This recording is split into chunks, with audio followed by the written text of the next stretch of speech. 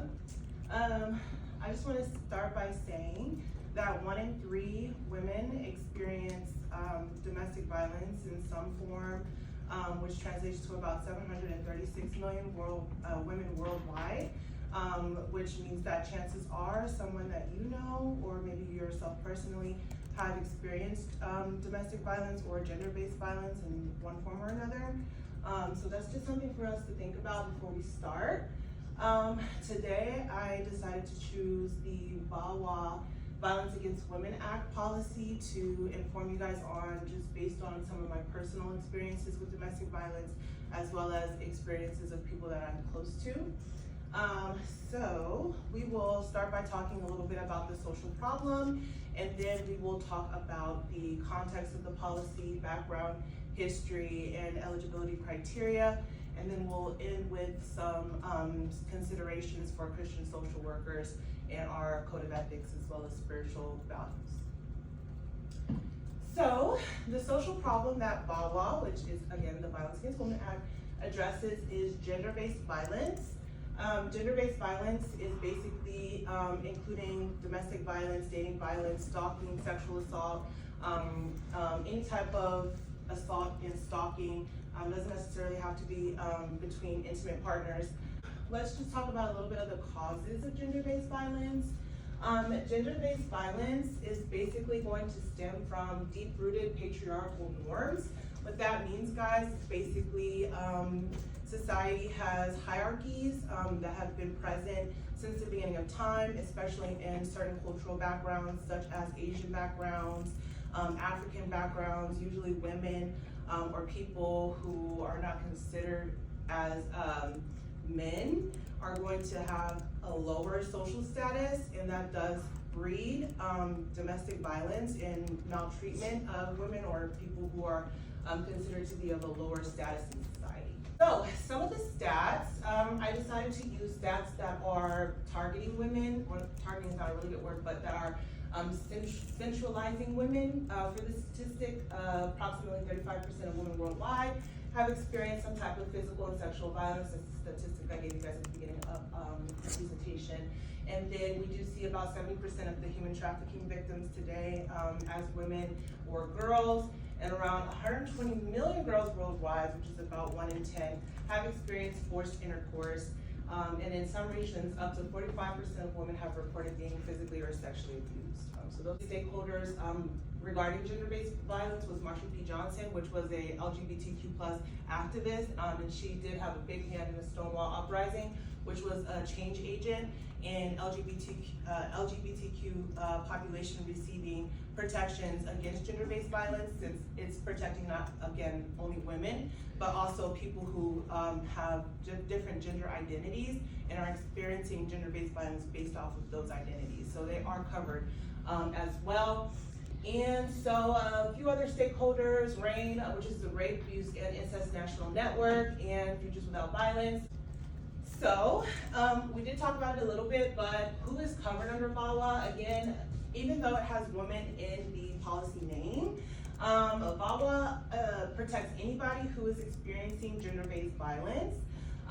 So to be eligible, all you have to have is a demonstrated experience of gender-based violence. So statistics show, based on the National Domestic Violence Hotline, that 1 in 9 men also experience gender-based violence, and that number could be higher. We do see a lower number of reporting for men, but they are also covered under the protections of VAWA, and they are also experiencing gender-based violence as well. Okay, so history and background on VAWA. The party support was a dual effort. Republican and Democrat parties both supported this when it was enacted in 1994 by our very own then Senator Joe Biden underneath the Biden crime bill. And it was signed into law by the then President Bill Clinton. There was a little bit of party opposition. Some of the Republican Party was not all the way on board with this, but despite that, it did still go through. It has been reenacted a few times. Each reenactment we show an increase in funding and resources and support. The most recent of 2013, we saw a increase in protections for Native American women. So funding. We got a lot of money here. Notably on this slide, I won't spend too much time, but in 2020 we saw a really big increase, about a $20 million increase within that 2 years, to $150 million a year in funding underneath this act.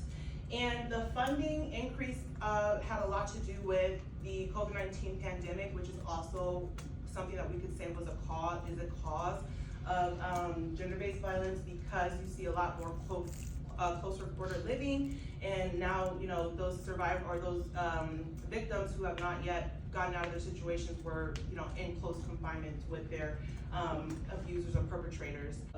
Let me just move back real quick here. In regards to funding, some of the limitations for the funding, although it was very highly funded, there are limitations on how agencies can receive that funding and how they apply for that funding. You do have to meet certain qualifications and be providing a specific service in order to receive the funding through VAWA. Okay, so VAWA's impact on the state of Texas. I found that the biggest impact of VAWA was on immigration laws.